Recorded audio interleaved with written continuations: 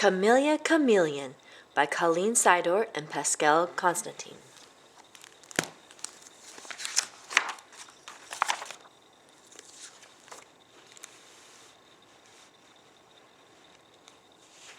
One day, Willie McNilly came home from work to find the kitchen littered with empty cans of cream of chameleon soup. Upstairs he found his wife still in bed, surrounded by mountains of empty soup bowls. "What can I get you for supper, my dear?" asked Mr. McNilly. "Some cream of chameleon soup, please," was his wife's reply, and from that day on it was cream of chameleon soup for breakfast, cream of chameleon soup for lunch, and cream of chameleon soup for supper.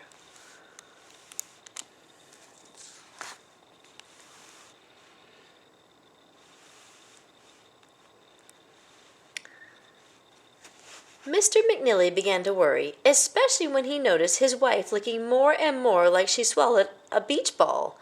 The morning she complained of a tummy ache, he put on his hat. "That's it, Millie," he said. "I'm taking you to see Dr. Proctor." Dr. Proctor examined Mrs. McNilly. He looked at Mr. McNilly gravely. He looked at Mrs. McNilly grimly. Then he broke out in a great big grin. "Congratulations, Willie and Millie. You're gonna have a baby." The McNillys were delighted when Camilla came into the world, a healthy, bouncy baby girl. She was a little strange-looking, but her parents thought she was perfect.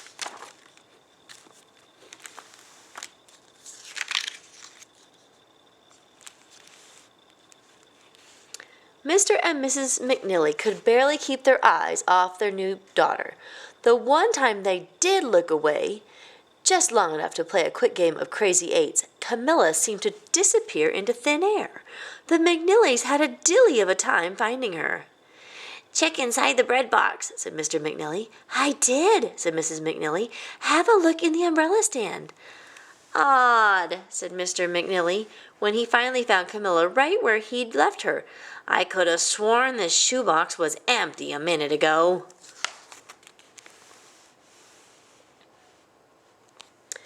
As she got older and wiser, Camilla learned to camouflage herself at just the right times. Twice a year at Dr. Proctor's office, frequently when Aunt Dickie came to visit, and dependably every Saturday night at 6 o'clock. On Saturday nights, Mrs. McNilly served Mr. McNilly his favorite supper, liver and onions with fried cabbage.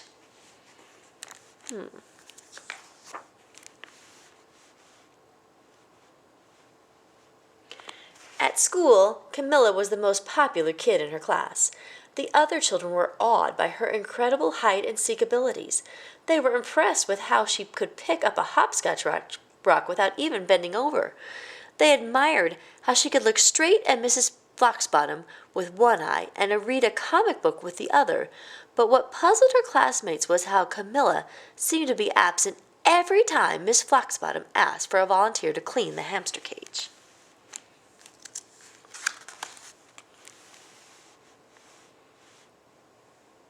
"Class," said Mrs. Foxbottom one day, "I need someone to write the homework answers on the blackboard."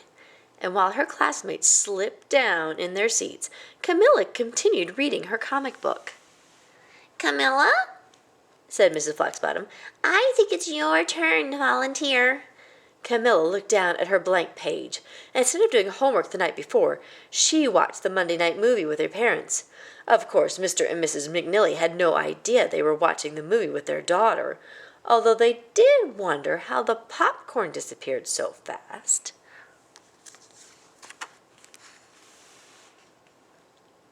Camilla walked to the front of the room. She waited until the teacher distracted the class with a tricky subtraction question. Then she blended into the blackboard. When Mrs. Foxbottom turned around, Camilla was nowhere to be seen. Miss Foxbottom looked inside the broom closet. She peeked underneath her big oak desk. She stepped out to the door and peered down the hall. "Where in the world is Camilla McNilly?" demanded Mrs. Foxbottom. The room fell silent. No one moved a muscle, unless you count 26 sets of eyeballs looking in 26 different directions for Camilla. "Well, well, well," said Miss Foxbottom, spying a can of fizzy, make-you-dizzy, rootin'-tootin' root beer on the chalk ledge.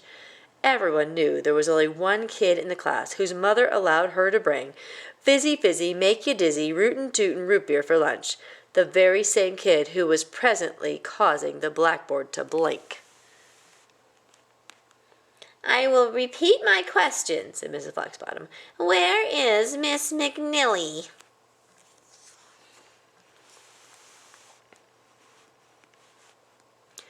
At first, Camilla wasn't the least bit worried. She was perfectly camouflaged, and she'd been in far worse jams, like the time she blended into the toy section at Fardsmart's superstore and got locked in for the night. But today, Camilla had no idea what she was getting herself into. Just minutes before, she'd bolted down not one, but 2 cans of fizzy fizzy, make you dizzy, rootin' tootin' root beer, for now she felt a rumble in her tummy. Uh-oh, thought Camilla. She knew what that meant. It was the rootin' tootin' carbonated bubbles begging to come up, and they weren't taking no for an answer.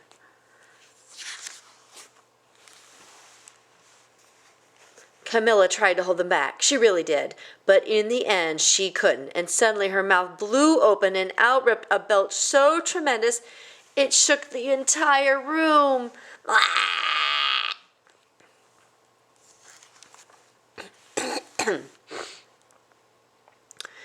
Miss Foxbottom jumped. Her jaw dropped. She spun around, and who did she see slowly appearing before her very eyes? Camilla McNilly. Light pink at first, darkening to bright red from head to toe. Camilla was mortified. Her classmates were flabbergasted, although delighted to add power belching to Camilla's long list of talents. Miss Foxbottom sighed and shook her head. She'd once had a silly goose as a student, and over the years plenty of lazy sloths, but never a clever chameleon. "Hold on," thought Miss Foxbottom, "a chameleon!" "Camilla," she boomed, "come with me." And Miss Foxbottom marched Camilla out of the class, down the hall, past the principal's office, and straight into the drama room, closing the door behind them.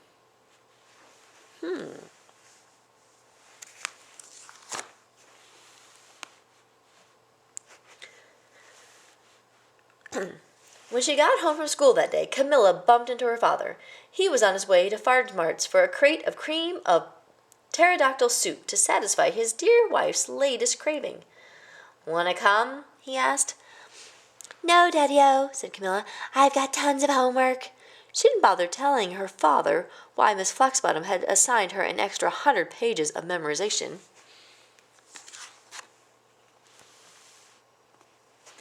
Having Camilla in the drama club was a dream come true for Miss Foxbottom. She had always wished for an invisible helper to whisper forgotten lines to the ears of the dumbstruck actors. With Camilla's expert help, the next school play was as smooth as funky no chunky smoothie woothie peanut butter. At the end of the play, Camilla appeared on stage with the rest of the cast. Her parents gave her a silly McNilly standing ovation. They never did figure out which part Camilla played, but they knew her acting must have been splendid. Miss Foxbottom even led a special round of applause for Camilla, who was tickled pink. Camilla realized that as talented as she was at blending in, she liked standing out even better. Not long afterwards, Camilla became a big sister. Her mother gave birth to a bouncing baby boy named Terry. Even though he had a face like a pterodactyl, Mr. and Mrs. McNilly thought he was perfect. On the day that Camilla discovered Terry could fly, she took him aside. "Terry," she said, "we're performing Peter Pan for the school play this year, and I think you'd make a perfect Tinkerbell. Don't worry, I'll help you with your lines. And Terry," she added, "the day Mom starts craving cream of alligator soup is the day we pack our bags. Deal?" "Deal," said Terry. Actually, Al turned out to be a rather sweet baby brother, even though he was a little strange looking. The end.